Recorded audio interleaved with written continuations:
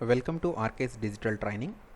Friends, in the last video we have seen simple present tense and its usage. So last class lo manam present tense lo unna four different forms lo unna first form ni chusam. So what are all the four different forms in present? Simple present tense, present continuous, present perfect and present perfect continuous tense. So today we are going to talk about present continuous tense. ఇది చాలా important. అంటే మీరు ప్రతిరోజు చేసే పనుల గురించి చెప్పే ఏ వాక్యానైనా సరే ప్రజెంట్ కంటిన్యూస్ టెన్స్లో మనం మాట్లాడతాం. Let's go and learn what is present continuous tense. So ముందుగా మనం ప్రజెంట్ కంటిన్యూస్ టెన్స్లో స్ట్రక్చర్ ఎలా ఉంటుంది చూద్దాం. స్ట్రక్చర్లో సబ్జెక్ట్ ఉంటుంది, ఈజ్ కానీ యామ్ కానీ ఆర్ కానీ యూజ్ చేస్తాం, వెర్బ్ వన్ ఇంగ్ ఫామ్ని యూజ్ చేస్తాము అండ్ ఆబ్జెక్ట్ ఉంటుంది. సో మీకు ఆల్రెడీ ప్రీవియస్ వీడియోస్లో ఈజ్ ఎక్కడ వాడాలి, యామ్ ఎక్కడ వాడాలి, ఆర్ ఎక్కడ వాడాలి, అంటే సింగులర్ సబ్జెక్ట్ అయితే ఏమొస్తుంది, ప్లూరల్ సబ్జెక్ట్ అయితే ఏమవుతుంది అనేవి మనం ఆల్రెడీ నేర్చుకున్నాం. కాబట్టి ఆ నాలెడ్జ్ని యూజ్ చేసుకొని మనం ఇప్పుడు సెంటెన్సెస్ని ఫ్రేమ్ చేస్తాం. ఫర్ ఎగ్జాంపుల్ ఐ అనేది singular subject, first person. I వచ్చినప్పుడు యామ్ వాడాలని మనకు ఆల్రెడీ తెలుసు. I am writing a letter, subject am వచ్చింది, రైట్ అనేది verb ing form plus object. So అలాగే next we are writing a letter, we అనేది సబ్జెక్ట్, ఆర్ వచ్చింది, ఇట్ ఈస్ ప్లూరల్ కాబట్టి రైటింగ్, రైట్కి ing form writing a letter. You are writing a letter, you అనేది మళ్ళీ కూడా సింగులర్ సబ్జెక్ట్ అయినా అక్కడ మనం వాడే కాంటెక్స్ట్ని బట్టి అది చేంజ్ అవుతూ ఉంటుంది. సో ఇక్కడ మనం you are writing a letter, so you వచ్చినప్పుడు కూడా మనం ఆర్ని వాడతాం. సో ఎక్కడ ఏం వాడాలనేది ఆల్రెడీ మనకు తెలుసు కాబట్టి ఐ వచ్చినప్పుడు యామ్ వాడతాము, వి యు వచ్చినప్పుడు ఆర్ వాడతాము అనేది మీకు ఆల్రెడీ తెలుసు కాబట్టి you should be able to use it. So they are writing a letter. So ఇప్పుడు మీరు సింగులర్ ప్లూరల్ ఆల్రెడీ ఇవన్నీ మనం ప్రీవియస్ క్లాసెస్లో చూసాం కాబట్టి దాని గురించి మళ్ళీ నేను డిస్కస్ చేయటం లేదు. సో సిమిలర్లీ ప్రతి సెంటెన్స్ని అబ్జర్వ్ చేయండి. సబ్జెక్ట్ ఉంది, ఈజ్ కానీ యామ్ కానీ ఆర్ కానీ ఏదో ఒకటి ఉంది, అలాగే వెర్బ్ వన్ యొక్క ఇంగ్ ఫామ్ ఉంది. సో రైట్ అనేది వెర్బ్, దాని యొక్క ఇంగ్ ఫామ్ రైటింగ్. అలాగే నెక్స్ట్ మీరు థర్డ్ పర్సన్ చూసినట్టయితే హీ వచ్చినప్పుడు he is writing a letter, singular subject. అలాగే she is writing a letter, subject is writing a letter. Next one Ravi is writing a letter, ఇది కూడా third పర్సనే singular. అలాగే Lakshmi is writing a letter. So మీకు sentence ఎలా frame చేయాలి అనేది అర్థమైంది కాబట్టి సో వీలైన వాక్యాలని ప్రాక్టీస్ చేయండి. Next present continuous tense can be written in to 4 forms. Present టెన్స్లో ఎలా అయితే రాసామో ప్రజెంట్ కంటిన్యూస్ టెన్స్లో కూడా మనం ఆ 4 ఫార్మ్స్ని అప్లై చేయొచ్చు. అది ఎలా అంటే అఫర్మేటివ్ సెంటెన్సెస్ రాస్తాము, నెగిటివ్ సెంటెన్స్ రాస్తాము, ఇంట్రోగేటివ్ సెంటెన్స్ రాస్తాము, నెగిటివ్ ఇంట్రోగేటివ్. సో జనరల్గా నార్మల్గా సాధారణ వాక్యం రాస్తాము, అలాగే వ్యతిరేక అర్థంలో వచ్చేటట్టుగా రాస్తాము, ప్రశ్నార్థకంగా క్వశ్చన్లా వచ్చేటట్టు రాస్తాము, అలాగే నెగిటివ్ ప్రశ్నగా వచ్చే విధంగా కూడా మనం వాక్యాన్ని రాస్తాం అన్నమాట. సో ఎగ్జాంపుల్ చూస్తే మీకు అర్థమవుతుంది. First I am writing a letter అంటే ఇది రెగ్యులర్ స్టేట్మెంట్, నేను ఉత్తరం రాస్తున్నాను. అలాగే I am not writing a letter, నేను ఉత్తరం రాయడం లేదు. ఇక్కడ నాట్ అంటే లేదు అనే మీనింగ్లో వచ్చింది, అంటే negative sentence.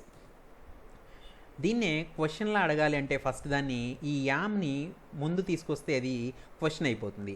Yam I writing a letter, okay అంటే నేను లెటర్ రాస్తున్నానా. సెకండ్ దానికి నెగిటివ్లో am I not writing a letter అంటే నేను ఉత్తరం రాయటం లేదా. ఇక్కడ దానికి ఇక్కడ సెంటెన్స్కి తేడా ఏంటంటే am I writing a letter అంటే నేను ఉత్తరం రాస్తున్నానా, am I not writing a letter అంటే నేను ఉత్తరం రాయడం లేదా. సో తెలుగులో మీరు ఆ వాక్యాలను అర్థం చేసుకున్నట్టయితే ఇంగ్లీష్లో ఎలా మాట్లాడుతున్నాం అనేది మనకి తెలుస్తుంది. సో ఐ వచ్చినప్పుడు యామ్ వాడుతున్నాం కాబట్టి ఈ యామ్ అనేది క్వశ్చన్ ఫామ్ వచ్చినప్పుడు ముందుకు వస్తుంది. సో సబ్జెక్ట్ కంటే ముందు ఆక్సిలరీ వెర్బ్ ముందు ఉంటుంది. ఓకే, సో చాలామంది తెలియక ఐ ఆమ్ రైటింగ్ ఏ లెటర్నా, I'm not writing a letter నా, ఇలాగా ఇంగ్లీష్ని మాట్లాడుతూ ఉంటారు. సో ఇది కరెక్ట్ కాదనమాట. సో దీన్ని కరెక్ట్ చేసుకోవడానికి మాత్రమే మనం ఈ యొక్క సెంటెన్స్ యొక్క స్ట్రక్చర్ అనేది మనకి అవసరం అవుతుంది. అలాగే ఇంకొక ఎగ్జాంపుల్ చూసినట్టయితే he is writing a letter. So మీకు ఆల్రెడీ ఈ స్టేట్మెంట్ తెలుసు. ఇప్పుడు సెకండ్ దాన్ని ట్రై చేయండి. నాట్ యూస్ చేసి చేయాలి. ఎక్కడ పెడతాం నాట్? ఆక్సిలరీ వెర్బ్ తర్వాత. He is not writing a letter. So ఇది కూడా వెరీ సింపుల్. సో అతను ఉత్తరం రాస్తున్నాడు, అతను ఉత్తరం రాయడం లేదు. అలాగే నెక్స్ట్ది is he writing a letter అంటే అతను ఉత్తరం రాస్తున్నాడా. అలాగే isn't he writing a letter అంటే అతను ఉత్తరం రాయడం లేదా. ఇక్కడ ఈజెంట్ హీ అనేదాన్ని ఈజ్ హీ నాట్, ఈ సెంటెన్స్ని is he not writing a letter అని కూడా రాయొచ్చు, లేదా isn't he writing a letter అని కూడా మీరు చెప్పచ్చు. అలాగే నెక్స్ట్ ఎగ్జాంపుల్ షీ యూస్ చేసి కూడా సేమ్ చేయొచ్చు. మీరు ప్రాక్టీస్ చేయండి అది. అలాగే ఎగ్జాంపుల్ 3 వచ్చేటప్పటికి they are writing a letter, వాళ్ళు ఉత్తరం రాస్తున్నారు. They are not writing a letter. Okay. అలాగే are they writing a letter, aren't they writing a letter. So ఇలా మీరు ఈ మెయిన్ సెంటెన్సెస్లో వెర్బ్ అక్కడ ఆక్సిలరీ వెర్బ్ని బయటకు తీసుకొస్తే అది క్వశ్చన్ ఫామ్గా వచ్చిందని కూడా మీరు అర్థం చేసుకుంటే నెక్స్ట్ టైం మీరు మాట్లాడేటప్పుడు ఒక క్వశ్చన్ అడిగినప్పుడు ఎలా మాట్లాడాలనేది కూడా మీకు సెంటెన్స్ ఫ్రేమ్ చేయడంలో తెలుస్తుంది. అలాగే నెక్స్ట్ ఆరెంట్ దే దాన్ని are they not writing a letter అని కూడా అంటాం.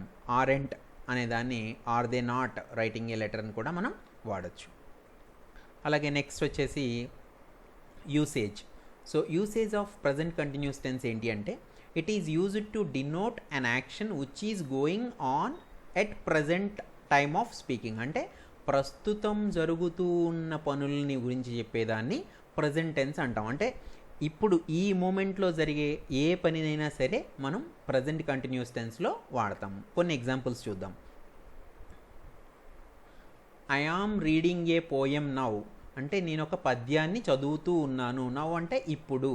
సో ఇప్పుడు చదువుతున్నారు కాబట్టి ఇది ప్రజెంట్ టెన్స్లో రాశారు. అలాగే she is playing cricket at this moment. At this moment అంటే ఈ సమయంలో ఆమె క్రికెట్ ఆడుతూ ఉంది.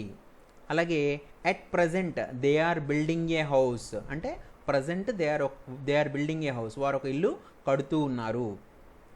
Next don't disturb her. ఈ సెంటెన్స్ని గుర్తుపెట్టుకోవాల్సిన అవసరం లేదు. జస్ట్ మీకు ఒక మీనింగ్ఫుల్ సెంటెన్స్ వస్తుంది, అబ్జర్వ్ చేయండి. డోంట్ డిస్టర్బ్ హర్ అంటే ఆమెని డిస్టర్బ్ చేయొద్దు. షీ ఈజ్ స్లీపింగ్ అంటే ఆమె పడుకుంది కాబట్టి డిస్టర్బ్ చేయొద్దు అనే మీనింగ్లో ఉంది. సో ఇవి 2 సెంటెన్సెస్ జాయిన్ అయ్యాయి. వీటి గురించి తర్వాత మాట్లాడదాం. As of now she is sleeping అనేది మాత్రమే గుర్తుపెట్టుకోండి. So she is sleeping on the bed అనేది ఆబ్జెక్ట్. ఇక్కడ ఆబ్జెక్ట్ లేకుండా కూడా మనం స్టేట్మెంట్ని చెప్పచ్చు. అలాగే next don't disturb them, they are reading. They subject, are auxiliary verb, reading verb. Object అనేది లేదు ఇక్కడ, లేకపోయినా మీనింగ్ వస్తుంది. Next are we listening to English grammar now. ఇక్కడ క్వశ్చన్ అడుగుతాం, మనం ఇంగ్లీష్ గ్రామర్ నేర్చుకుంటున్నామా ఇప్పుడు? Yes, you are learning English grammar. So you are learning English grammar అనేది కూడా ఒక సింపుల్ ప్రజెంట్ కంటిన్యూస్ టెన్స్లో భాగమే. అలాగే he is not eating a mango now. అతను మ్యాంగోని తినడం లేదు, మామిడి పండుని ఇప్పుడు తినడం లేదు. Aren't they repairing the roads in our town now అంటే మన టౌన్లో రోడ్స్ని వాళ్ళు ఇప్పుడు రిపేర్ చేస్తున్నారా అనేది క్వశ్చన్ అడిగారు అనమాట.